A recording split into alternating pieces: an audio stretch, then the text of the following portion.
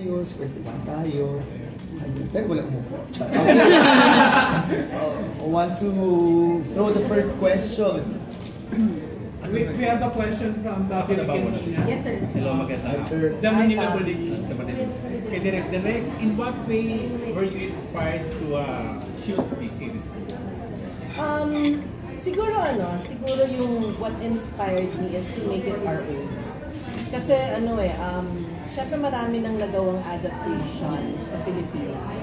And then yung mga adaptations naman na nagawa, they have been successful. They've won awards, kinilala rin ng even the that's yung original, nang-uri nila yung mga adaptations natin. So it became parang a challenge for me. So that's what inspired me. So parang guys, parang it was the team, ko yung team na parang gawin natin to na our own, and then let's own it. I-localize natin, and let's create a beautiful adaptation. Your biggest takeaways from this series? Well, biggest takeaway dun sa siguro yung essence of the show, number one is yung sa mental health, that there is really a need to educate the public about it. At magandang avenue ang isang series para mapag-usapan, matalakay ang ganitong usapin. So that's I think it's a big there's a big need to discuss it, and magandang opening ito pagsimula ng pag-uusap ng issue on mental health in our country. Thank you. Okay, Joshua, sa last press ko, na-mention mo na nakaka-relate ka sa character because of your brother tsaka being an obedient son sa iyong mothers in real life. So, paano kayo pagdating sa sa bahay, like paano pinapakita na yung pagiging caring mo or talagang loving brother sa iyong kapatid and then sa family? Pwedeng kwentong konti. Actually ngayon hindi na kami masyado nakita ng pamilya. Siyempre busy na rin sa mga sarili namin buhay. Pero I think yun yung suporta namin sa isa't isa. Like for example, ako sinusuportahan ko yung pamilya ko, ate ko sa pag-aaral niya, sa lahat ng mga gusto niyong gawin. Ayun, I think maparamdam lang namin sa isa't isa na dyan kami. Malaking tulong na. Okay, last question. Since the series deals about mental health, about mental issues, and then how do you deal ba with problems in general? Like, are you the type na talagang tahimik ka lang, or sino yung unang mga nilalapitan mo kapag may problema ka? Wala. Hindi ako ganong klaseng tao eh. Parang makikinig kasi ako eh. So parang lahat ng problema sinasarili ko. Which is mali. And I think maraming makakarelate sa akin sa ganyan. Wala eh. But I think pinaka-magandang mapag-share niya yung mga kaibigan mo na mayroon sa'yo, pamilya mo. I think you just need to be open din na kailangan mo rin malaman na may tao, meron din dyan para sa'yo. Ako hindi ko alam eh. Ako mas okay ako na sa akin lang mo. Sa'yo lang mo. And then I think na ang ganda rin na ilalabas ko rin. Naging outlet ko rin kasi yung pag-ate. Sino na yung doon ko siya nilalabas. Pero ngayon okay naman ako na sa akin na lang. Thank you. Kayo pareho. Oo. Pareho kayo yung character. Thank you. Thank you, Ed. We have a question from Tess. We're very excited to see, as you said, you would make this our own. But the original, of course, was placed first. And it's just very visual storytelling, like and sorts of animation and all that. For our first run, how do you handle yung mga visual, something uniquely visual that you might add to this adaptation? Well, for one, I'm very proud to say that local animators ang gumawa ng ano natin, ng animation natin. Yung sa opening natin, talagang when we went to their office to check lang kamusta yung yung progress ng animation. They had like a whole room dedicated for this because they wanna show the public na ang Pilipino, parang the Philippines can create animation at par dun sa international. And ang galing nila kasi, like kagaya nung the ancestral tool that we used in the show, inaral talaga nila, even from like material na online dun sa bahay, tas yung detalye down to the tiles, kinopya nila para maging realistic yung sa animation. So, I think I can say that I'm really proud of the animation that was used for this one. And talagang, I wasn't even part of the show, nagsisimula na sila. Kasi ganun katagal. Ganun katagal gawin, binusisi talaga siya. And then yung characters na linagay doon, we made it our own. The visuals and the animation, the story, and the fairy tales that na inikwento throughout, Filipinized, parang localized, like Diwata, what's this, Manananggal, yung mangkukulam, ganon. So we linocalize talaga natin para maging atin siya. Pero yun, like the visual, in terms of the visuals, ako yun, the number one talaga is the animation. And that's something to watch out for. And for all, even the big movies abroad, but they usually Filipino. Yes. Doing the animation. Yes. It's high time they are given this Yes. spotlight. Kaya talagang our animators for the show, that was what they wanted din. So sa totoo, they really collaborated with Star Creatives in making this. Sige, parang this is what we want also. Makita nila yung gawa natin. Para hindi lang parang laging, di ba, ay, mas maganda yun sa kabila. I'm not saying that, ours is better, but we are at par. Very much so. And of course, don't to really work very closely with your actors and all of your wonderful movies and talaga kung you guide them and tell them if you have to do this, you're only first and all that. This is a very heavy, in a way, a very team tackle. How have you guided our actors, of course, like the main actors that lost Alam mo, actually, yung director, yung work niya, para siyang nagiging multiple characters kasi there is not one way of handling each person. So parang it's unique. It's a unique relationship with each one. So parang, like for Joshua, inaano ko, parang ano ba siya? That's why we have a one-on-one before we start, or like at least, a session with my actors para, just to gauge. Even if kilala ko na sila, I just want to know where they're at emotionally. Are they, parang what's going on with them? Gaano sila kabukas? Para at least alam ko what I'm working with. And each one, iba-iba yung way of handling. Merong iba kailangan mo yung one-on-one. Merong iba kailangan mo i-process talaga. Iba talaga nakakapit sa kamay mo. May iba naman na parang hindi ganun kabukas. So, it's really different per actor. Pero, I'm so blessed, and I said this in the media ko, na yung mga artista ko dito sa show na to, napaka-bukas nila and trusting. And that's why it made my work easier. At saka ang gagaling nila. So, parang in terms of guiding them, the chemistry is there. Naniliit ka na ba dyan? Birthday daw niya uli ngayon. Oo, pero ang husay kasi nila. Pero meron ding way na parang hindi mo sila kakausapin. Na hindi niya alam yun. Kasi yung character niya dito is neglected. Yung hindi siya pinapansin. So meron isang time na si Carlo kinakausap. So nakikita ko siya tumitingin siya na ako. Kasi ganun nga dapat yung nararamdaman niya. Isa parang nararamdaman ko sa nagtutulungan ba ako dito?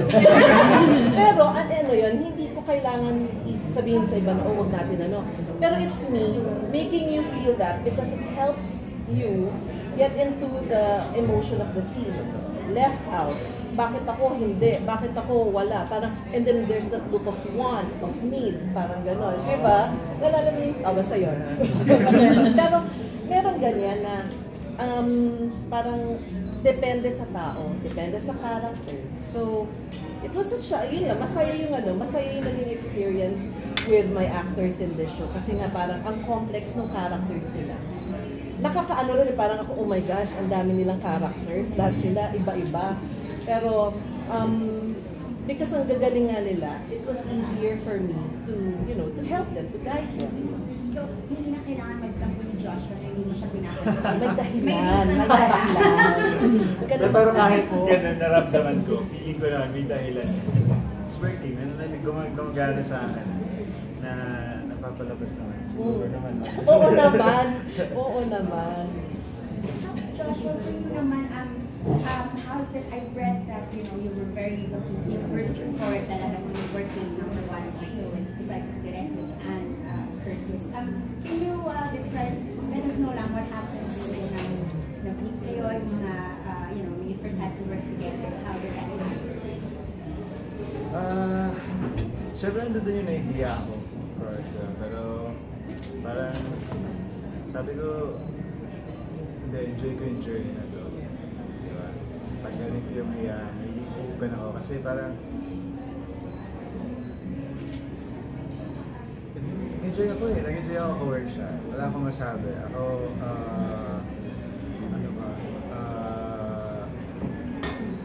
na-enjoy ko. Yun lang masabi ko, na-enjoy ko working with all the actors. At wala akong masabi. Nung una medyo may wall, pero I think hindi ko siyang mawala habang tumatagal yung shoot namin. And ako kasi yung mas mahihain, hindi ko siya nasalita eh. Siya pa yung mas lumalapit sa akin. Kaya parang mas nakakahiya kung ako pa yung paglapit niya, mas may hiya pa ako. Diba? So, yun. At ang laking tulong yun niyan na siya yung lumalapit sa akin. Para mas maging komportable kami sa mga scenes, sa eksena. How heavy, obviously sabi nga natin, it's heavy, you have mental health, obviously, all your roles, it's very complicated. How do you, switch off after, kasi mahirap din letting one, and I'm sure that's something that's a challenge for artists like you. Do you bring home your role because you're so parang immersed in it, or paano ka after all these shoots that challenge you, demanding in your emotions? Actually, hindi ko masabi kung nadadala ko ba yung character ko sa bahay. Basta alam ko pag sa set, nag-cut, switch off. Pero hindi ko alam eh. Hindi ka conscious. Hindi ko alam kung off ko ba talaga siya pagdating ko sa kwarto. Kasi di ba may bigat pa rin pag binabasa ko na yung mga eksena para sa kinabukasan. Parang doon pa rin nararamdaman ko pa rin yung character ko. Hindi ko alam. I think ma-turn off mo lang talaga siya na mawawala na lang talaga yung sa'yo kapag tapos na rin talaga yung show. Everybody's always said na you're such a gifted actor, and if you look back ngayon sa progression ng career mo, sa lahat ng mga pinaktal mo ng mga roles where, naglabas mo yung the love stories, naging heavier yung theme. Ngayon, when you look back, ano yung feeling mo of fulfillment siguro in being able to be the versatile actor that you are now showing us that? Ano na feel? Ako, madam, ako just thankful, grateful sa mga blessings, sa pag-aalaga ng Diyos sa akin. Kasi lahat ng ginagawa kong projects with ABS, talagang lahat may natututunan ako,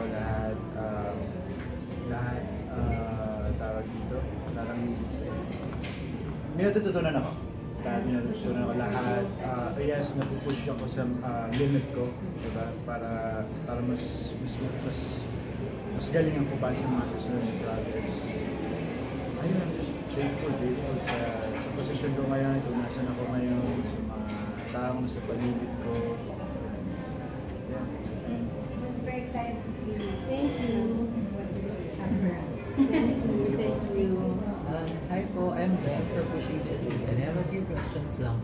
first kay Direct May.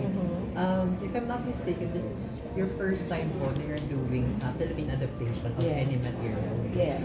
And from someone na sanay, ang dami ng hit rom-com projects, siguro, what made you say yes to this material?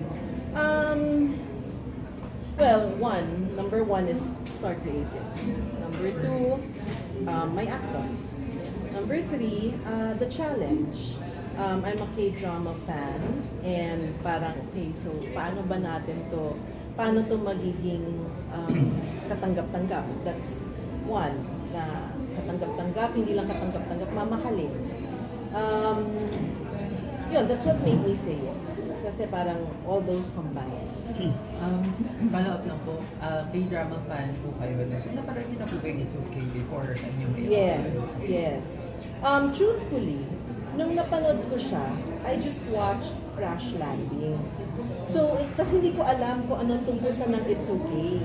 And this was during the pandemic. So, nung pinanood ko siya, sabi ko, ay, ano pala to? Tungkol sa mental health. Hindi ako prepared. Nag-expect ako na parang Chloe, nagugulong-gulong ako na parang nabudburan ng asin, na parang kinig na gano'n. Hindi siya gano'n. It's different. So, it was the pandemic. Siyempre, iba yung mindset mo. You want to escape. You want something else. So, parang hindi ko siya tinuloy, sa totoo. So, when this was offered to me, okay, I will watch it. I will watch it again. Tapos, nung pinanood ko siya ngayon, na wala nang yung parang that the pandemic, na-appreciate ko siya. Sobra ko siyang nagustuhan. So sabi ko, okay, now I understand why. It was just my mindset that time.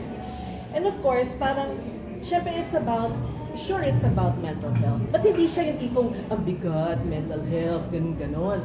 Na parang, we're discussing something so serious. Hindi siya. Ang beauty kasi nito is that, nandun pa rin yung your family drama. Nandun pa rin yung romance mo. Tapos, syempre, di ba, localized siya. Pinoy humor, nung inano namin. Pero nung napanood ko siya, parang it was all there. So, parang hindi siya yung heavy handling of a very serious topic. Pinapanood mo, hindi mo namamalayan, may natututunan ka, hindi mo namamalayan, naiintindihan mo na pala yung sitwasyon or yung emosyon ng mga pinagdadaanan ng mga characters. Parang it's the way yung sa storytelling niya, yun yung beauty nun, yun yung na-appreciate ko. Thank you po, Direk. For Drop 1 naman, of course, Kim So yung star dito. May hesitation ba sa'yo doon na parang malaki yung pressure dito sa material, dito sa role? May ganun ba? May hesitation sa'yo before mo tanggapin ito? Siguro, kinakabahan ako na gawin. Pero, parang natanggal na rin lahat ng mga kabahan ng situation. Pagdating ng shoot kasi para kapag inisip mo pa yan, parang hindi mo na magagawa ng maayos yung trabaho. Kailangan mo tanggalin yung mga ganun nararamdaman. Of course, very complex yung character dito ni Pat Pat. I think yung name in Pat tapos, bukod kasi dun sa original, bukod sa yung bigat niya, may certain charm din itong character. Pero for you, sa tingin mo, mas saan ka nahirapan doon sa mga pakilig na scene, sa par-charming o yung mabibigat talaga na scenes sa character? Mahirap na actually. Kasi ang daming layer. Ang daming layer ng emotion ng character na nahirapan din ako na ilabas. Pero natulungan ako na direct ilabas lahat yun. Mahirap lahat. Mahirap iyak, mahirap magpatawa, mahirap magpakilig. Kasi may timing lahat lang yan. So, challenge talaga siya sa akin. Of course, yung dynamics yun dito ni Sir Carlo din, very important. Paano mo siguro, paano yung naging rapport ninyo? Kasi isa sa, bukod sa love story na angle, of course yung band, kung magkapatid talaga. No? So yun, paano siguro yung naging rapport ninyo, yung tulungan ninyo, behind the scene, para mag-work yung friend, yung band, yung brother. Actually, bago kami mag-start mag-shoot ng so, nagkaroon kami na mga one-on-one. So, nakikita na rin kami doon. ang laking tulong din sa amin yung naging open din kami sa isa't isa. So alam namin na emotional state namin, tama ba? Yes. Kung nasaan kami ngayon, kung ano yung nararamdaman namin. I think yun yung malaking nakatulong sa amin via Carlo. Kasi mas naging open kami. Pag sa set, kasi sobrang open lang namin sa set. Hindi ko alam. Kasi nakatulong sa... Ano ba? Di ba yung, well, first, nung immersion, so, nauna si Kaloy na mag-immerse sa school for yung for autism. And then, kahit hindi naman siya yung pinapunta rin namin siya, so he will see parang how they care for, parang yung handling ng children or persons with autism. And then, even dun sa acting workshop, kahit na si Kaloy yung nag-workshop, nag-attend din siya. So that, meron silang, parang alam niya kung ano yung pinagdadaanan ni Kaloy and ng character. Tapos pag merong emotional scenes siya, tapos kunwari parang nawawala, talagang bubulong na ako, tawagin niyo na si Kaloy. And then, si Kaloy sobrang supportive, galing sa standby area, tatakbo siya sa set. And then, in character, kakausapin niya na parang, sabihin mo parang, Mat, anong ginawa ng kapatid mo? Tapos magsasalita na siya. Alam niya, parang may chemistry. Alam na parang, okay, will help each other. Parang kapag kailangan ng tulong. Parang pusa na lang din siyang bukas din. Ay nakatulong nga yung mga first mga sessions namin. Kasi nung one time ako eksena, nahirap akong umiyak talaga. And then nakasandal lang akong ganun sa pader. Wala akong pinapakinggan. Bigla na siya lumakap sa likod ko. Hindi ko alam na siya yun, pero alam kong siya yun, kahit di ako lumilingon. Tapos yun, nagawa ko yung scene. Kasi ang bilis lang. Parang hindi ko siya ma-explain, pero kung siya na lang din akong naging open. Kasi siguro ang dami namin similarities. Para siya may introvert, para siya may tahimik na tao, para siya may hindi masyay na tao. Parang siguro ang dami namin understanding sa isa't isa. And I think yun yung pinakamalaki tulong sa relationship. Pero yun dun sa rapport namin. Thank you. And direct, kasi as a fan of the original, there are so many elements I'm looking forward to seeing. So, was it easy getting it approved yung mga changes, like yung stuffed toy, yung mga elements, parang coordinating? Ano ba yung naging process para ma-localize siya? Okay. Well, first of all, kasi nung pumasok ako, nag-usap, kumbaga meron ng usapan yung original, yung creators with Star Creatives, yung CJ with Star Creatives. So, ang sabi lang, tinanong ko rin yun syempre when I came in, parang okay, anong limitations natin, how do we go about this? Ang sabi naman daw ng Studio Dragon was that just make sure that yung essence and the core of the story is retained. They understand that there will be changes. I think they did the initial presentation of the adjustments, and then yung mga present nilang changes, pina-approve nila. I think that was the process. So, yung mga, I think the names, the other elements, na-present na nila yun. When they, mga parang di ba pag, bibili namin yan, how are you going to how will you go about it? So part of it is, presenting to them. So by the time I stepped in, all arrangements have been made. So lahat yun parang napa-approve na.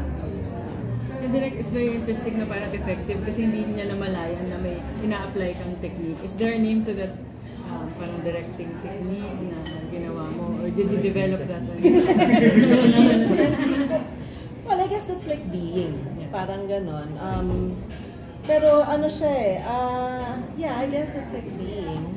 Kasi parang kailangan maano niya yun, yung emotion na yun, yung real emotion at that moment. So, yun. Parang, na-develop mo lang yun. Yeah, kasi parang merong, natutunan ko rin kasi of course I have, my mentors, sila Direk Olive Lamasan, sila Direk Rory Quintos. Siyempre, I saw them at work.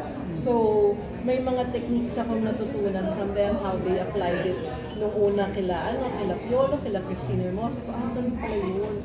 So, some I learned from them, some I learned along the way. But, these things parang minsan parang gut, nararamdaman mo na, this will work. Tapos pag ito, tatry ko to. So, minsan ganun, based on the learnings from my teachers, my mentors. Aside from pag-leave out sa kanya doon, meron pa po bang iba kayong ginawa na parang ang ganda ng kinalabasan?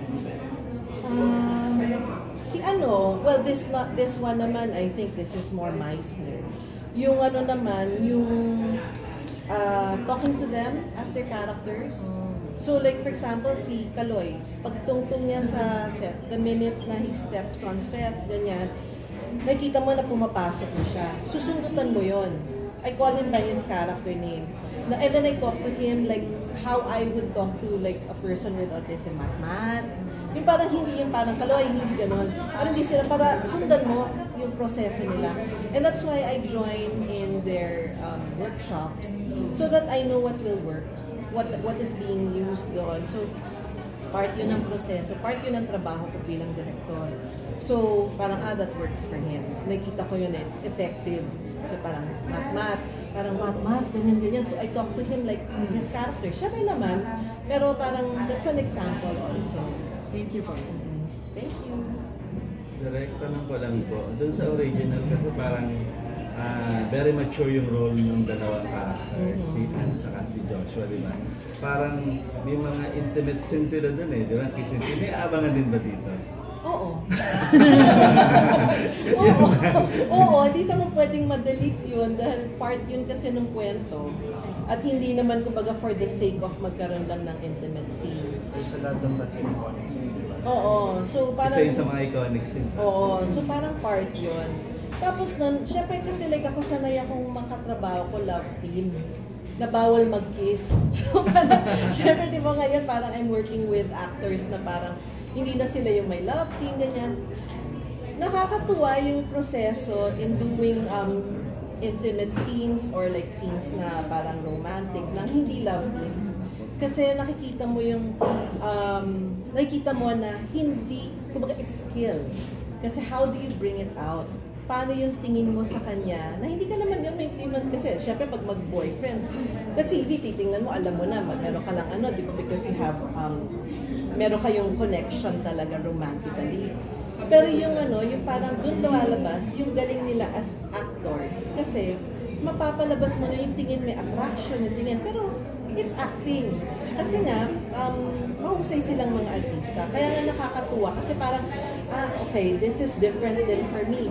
Pero, ayun, ang galing lang how the actors, Josh tsaka si Ang, nalala ko yung yung kissing scene. O basta yun, abangan nyo na lang.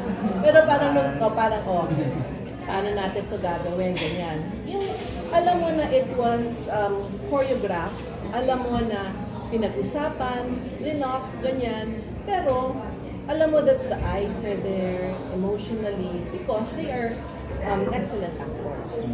Kamusta ito naman si Joshua? How was it? Kumbaga parang na-intimidate ka ba? Kinabahan ka ba? Kissing scene with Ann Curtis? Nag-iisang Diyosa, di ba? Parang... Ito din sabi ko, din yung kaba, din yung excitement. Kasi Excitement. syempre, Ann Curtis yun, di ba? Sino ba naman ako? Joshua lang.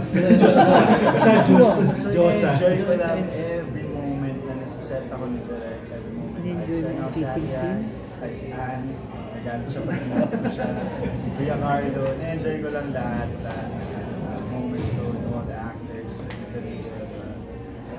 Pero maganda nga na yung the intimate scenes were shot by the time na parang yung sobrang comfortable na nila sa isa't isa. Na kumakain na sila bago yung... Pero parang sobrang... Meron akong nakakaya na experience. So, Ano sa ka na yun? kasi dagat kami, so mga kami doon, mga tawag dito, mga fish kinakain namin. So nag-lunch kami na yun. Nung kinagabihan, yung intimate scene kami, hindi naghahabol kami sa Oo. napadighay ako. Tapos sa amoy ni Ann, sabi ko, dumigay ka ba? Sabi na, baho! Sabi na, nakakaya. So, at least, di ba, sobrang komportable namin sa isa't isa. Pero sobrang nakakaya doon. Pero natawanan na lang namin. Nakakatawa lang. Pagka narinig niya yun, matatawa yun. Share niya rin yun. Pero ikaw ba may preparation kang ginawa for that particular Toothbrush. scene?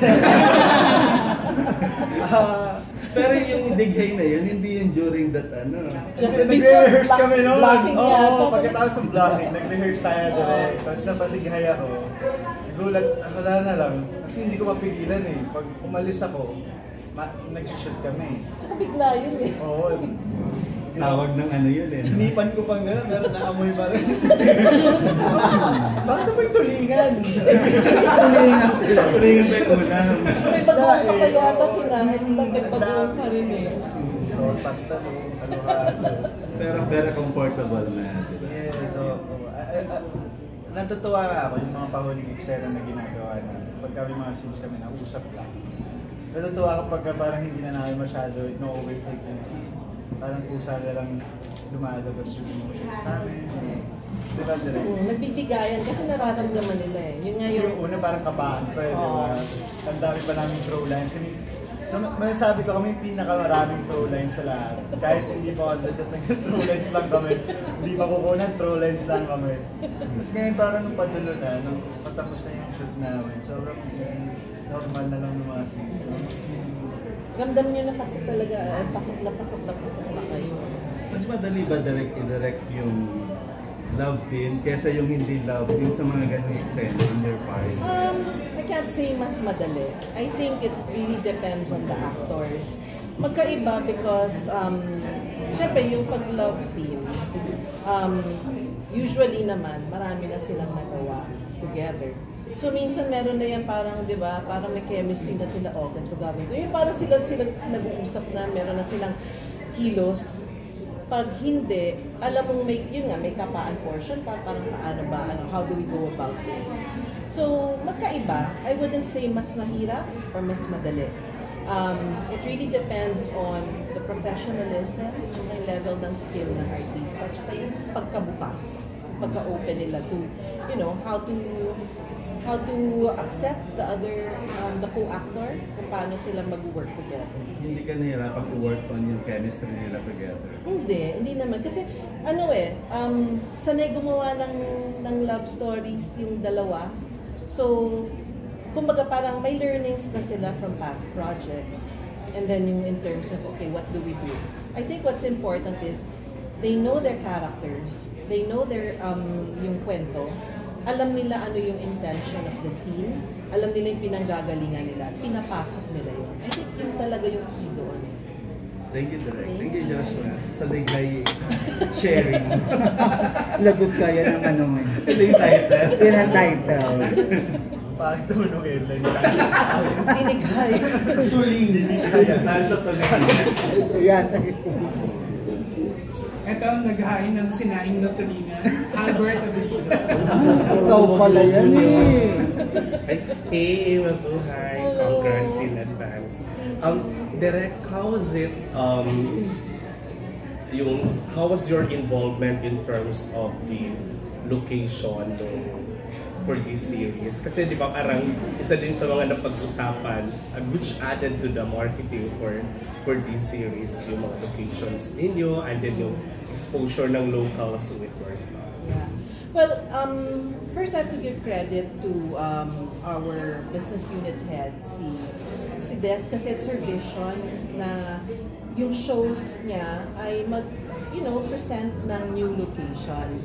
And part of yung, syempre, localizing it is using yung mga natin, iconic locations too, or locations na hindi pa nakikita or at least fresh sa mata. And naging decision was to shoot in the Visayas region.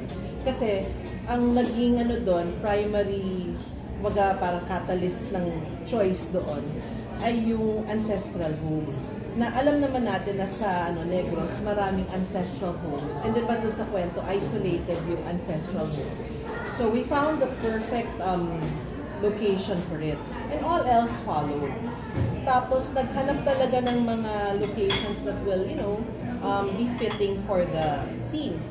Tapos nakakatuwa kasi kahit kami, bago rin sa amin yung mga lugar na yun. I mean, noon ko pa, narinig ko maganda sa Dumaguete, but I've never really been there. So finally, nung pumunta ako doon, sabi ko, napakaganda, and I'm just so excited for the viewers to experience, at least makita nila yung mga visuals or yung mga locations na bago na to. Na makita nila on a daily basis while the series is running, na ma-highlight at ma-showcase ang magagandang locations na ito.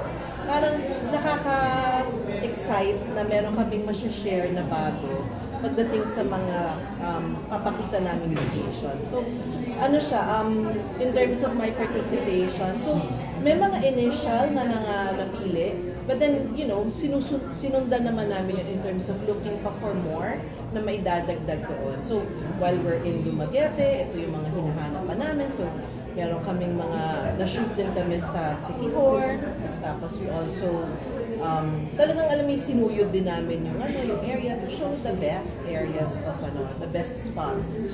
May mga, may mga regional actors din kayong kinuha. Yes, yes. Kasi syempre, we have to get our, the talents, the even yung mga bit players, tapos nun. So, kumuha kami ng mga actors doon. Tapos, nakakatuwa kasi parang alam mo yun, yung parang naka-highlight yung acting skills din ng mga from the regions. And then, malaki yung support ang binigay sa amin ng mga locations na pinuntahan namin. Kasi they're very excited na, syempre mapapakita yung lugar nila sa Negros Occidental and Negros Oriental. Pero ano to, Direk? Parang may dialect ba na... Hindi rin naman namin kasi we wanted it to be. Hindi naman namin sinabi that they are in Bacolod or we didn't say. We came up with fictitious ones. Pero you know kung anong siya, meron siyang flavor. Kasi there's yung inasalan, yung batchoy, merong important yung batchoy dun sa story. Ang tawag niya manong matmat. So manong is, 'di ba? Kuya. Tapos nun, the little things. Parang we don't want to, hindi naman namin parang sobrang parang, ito, region na to, ganyan. Pero you know that there's a flavor. Parang kansi, parang ay, paborito mo kansi, parang ganyan. So, focusing on the food. So, may ganyan kaming, effort para mapakita yung kakaibang flavor ng regions. And last na lang, apart from the main actors, who among yung mga supporting actors na-impress ko talaga kayo? Especially na yung parang challenging din yung roles ng other actors na parang kasama dun sa hospital and everything. Alam mo, I can't really say na yung parang pinpoint ko isa-isa na gano'n.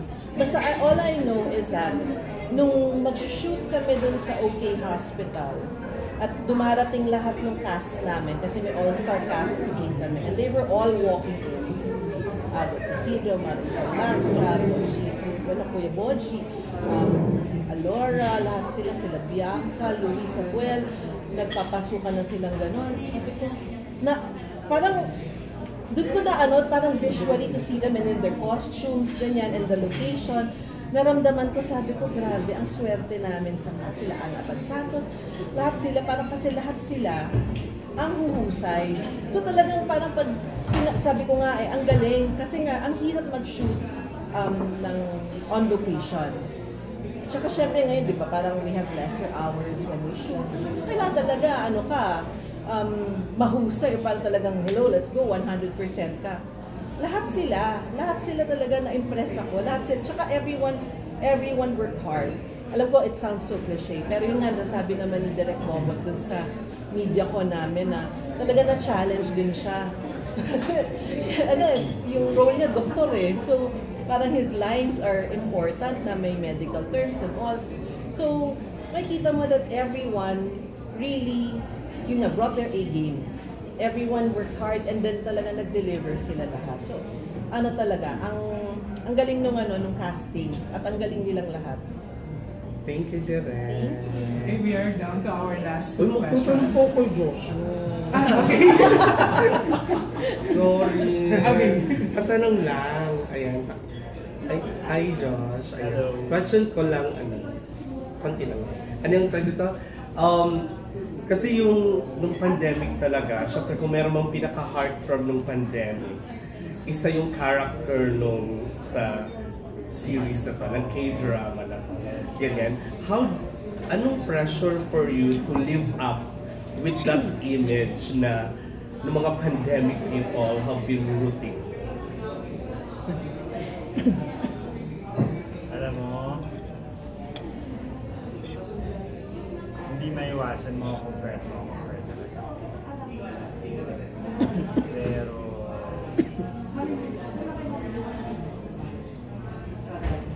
magkaiba kasi kami yung kung paano ginawa yung character eh.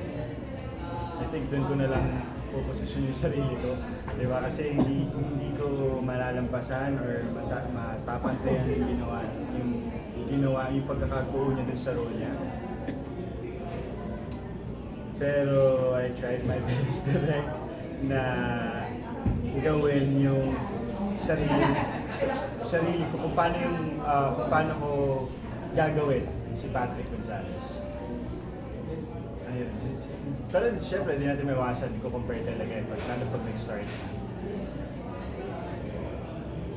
Luck sa atin. Thank you, Josh. Sorry, follow up isa lang. So, I remember, parang nilabas na sa mga clips niya ngayon, yung isa sa mga, I think, awaited scene. Ito yung sa locker na eksena. And I remember, kung hindi kami kakamala during the cast reveal, ito yung na-mention mo rin, Joshua, na yung sa pa-abs na scene na gusto mong paghandaan. Nasiji ba natin yun doon? So, gusto ko lang itanong kung paano nyo naitawid yun, yung scene na yun. Talaga bang maraming push-ups. Ano ba?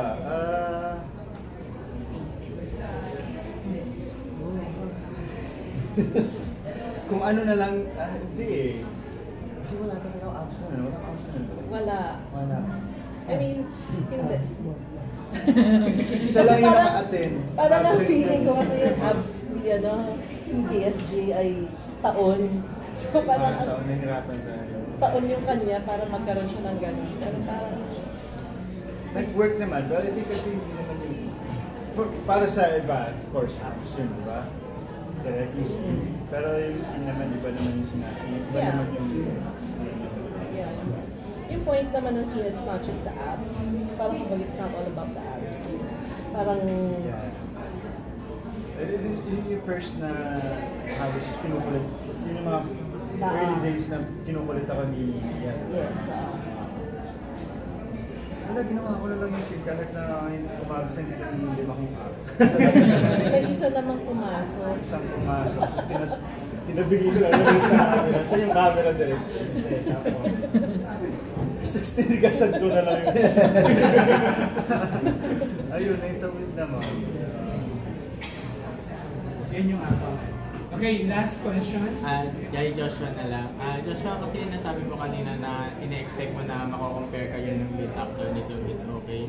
Ano na lang yung parang naging signature nitong role mo para tumatak dun sa mga viewers? Sana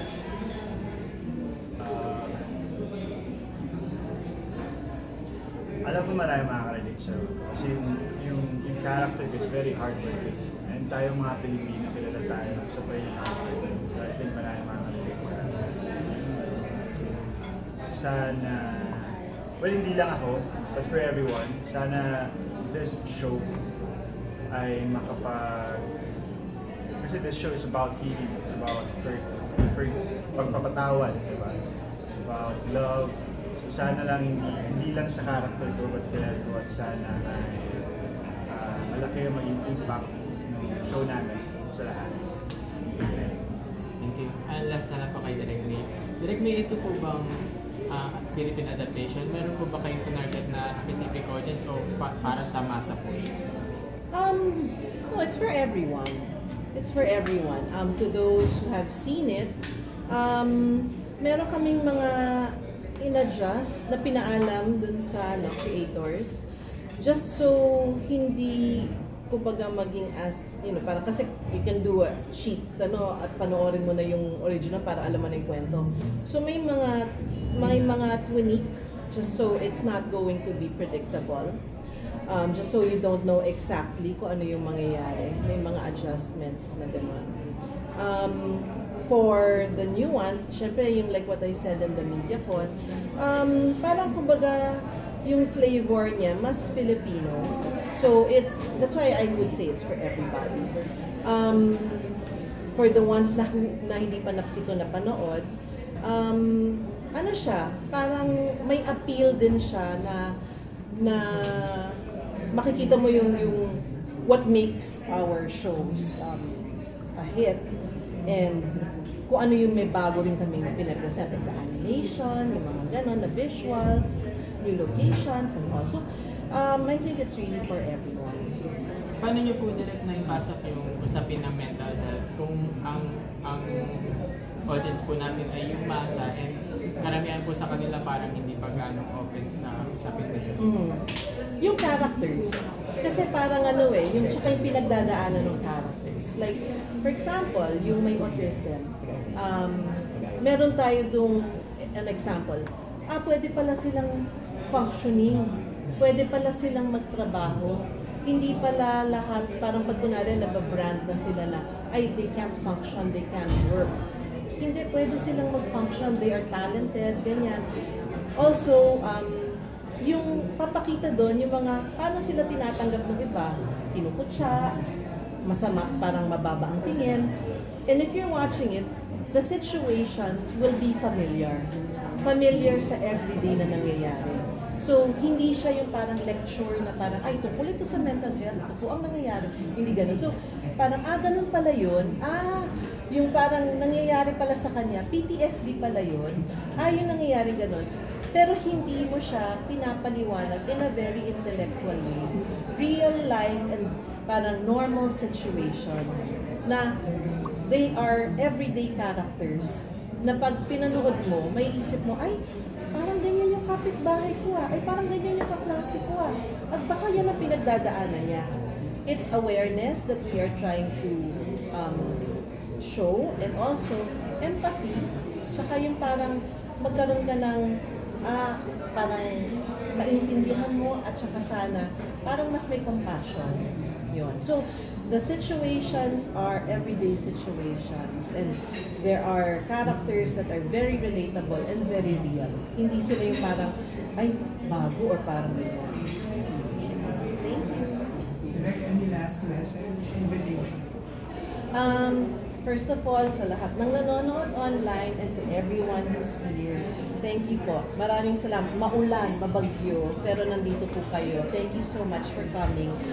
Please help us spread the word, and next week na po ito, isa po itong, parang, I know, sobrang cliche, pinaghirapan namin ito. Pero, totoo, we really gave our hearts and our souls, and I'm very proud of the team behind it, my actors, the staff, the crew, everyone who's part of it. And I hope that makita ninyo, I'm excited for you to see it, yung pinaghirapan ng lahat. Next week na po ito. Thank you so much for your support. Ako gusto ko pasalamat ulit. Thank you po sa inyo. Kahit na maulan, kahit na nagbabaha na ngayon sa Pilipinas. Ito kayo. So thank you very much. Lahat na rin sa bahay. Thank you. And sana Tagalogin ko lang sinabi dahil tulungan nyo kami na ipakalat balita na it's okay to not be okay. Susundan. Thank you everyone. Thank you. Maraming salamat. Share lang